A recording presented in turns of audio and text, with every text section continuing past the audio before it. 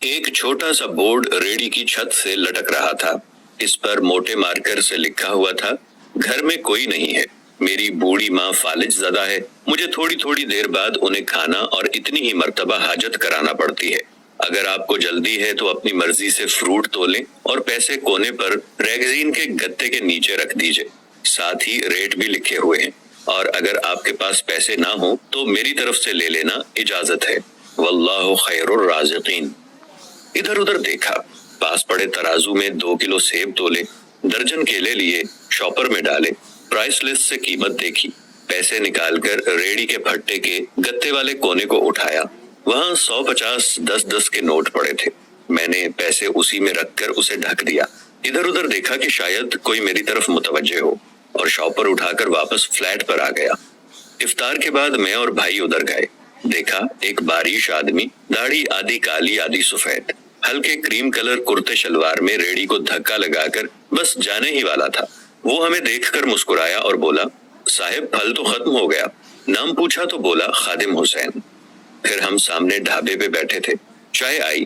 कहने लगा कि पिछले 3 साल से अम्मा बिस्तर पर है, कुछ नफसियाती सी भी हो गई है, और अब तो फालिज भी हो गया है। मेरा कोई बाल बच्चा नहीं, बीवी मर गई है, सिर्फ मैं हूँ और मेरी अम्मा। अम्मा की देखभाल करने वाला कोई नहीं, इसलिए मुझे हर वक्त अम्मा का ख्याल रखना पड़ता है।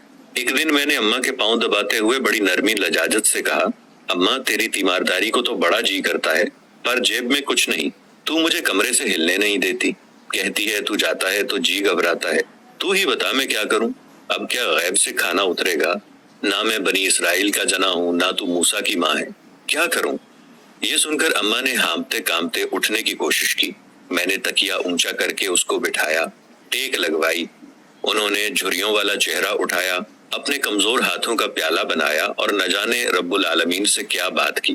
फिर बोली, तू रेडी वहीं छोड़ आया कर, तेरा रिज्क तुझे इसी कमरे में बैठकर मिलेगा।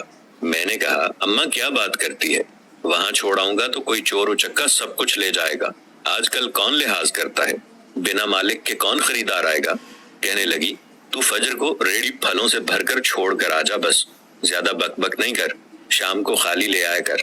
अगर तेरा रुपया गया तो ये खालिदा सुरैया अल्लाह से पाई पाई वसूल देगी। 2.5 साल हो गए हैं भाई साहब, सुबह रेडी लगाकर जाता हूँ, शाम को ले जाता हूँ। लोग पैसे रख जाते हैं, फल ले जाते हैं, ढेला ऊपर नीचे नहीं होता, बल्कि कुछ तो ज्यादा रख जाते हैं। अक्सर तखमीना नफा लागत से 300-400 रुपए ऊपर ही जा निकलता है।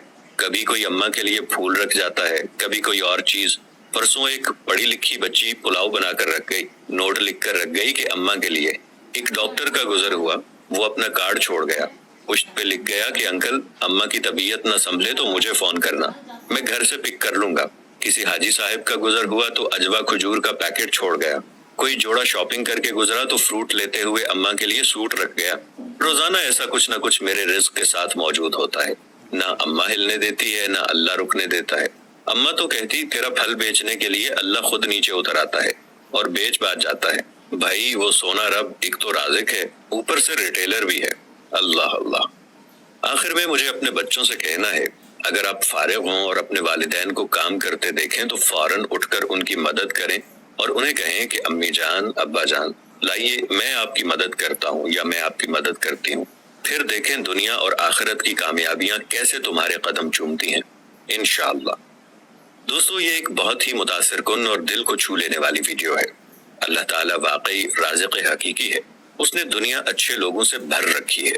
सिर्फ चंद गुमराह और कम समझ लोगों की वजह से कभी कभी परेशानी बन जाती है, जबकि सारे बंदे दर्जा बदर्जा अच्छे और खूबसूरत दिल और सोच रखते हैं। अल्लाह अच्छे लोगों को जज़ाए खैर अता फरमाए, आमीन। अल्लाह ताला हम सबको वालिदैन की खिदमत करने की तौफीक अता फरमाए, आमीन या रब्बल आलमीन।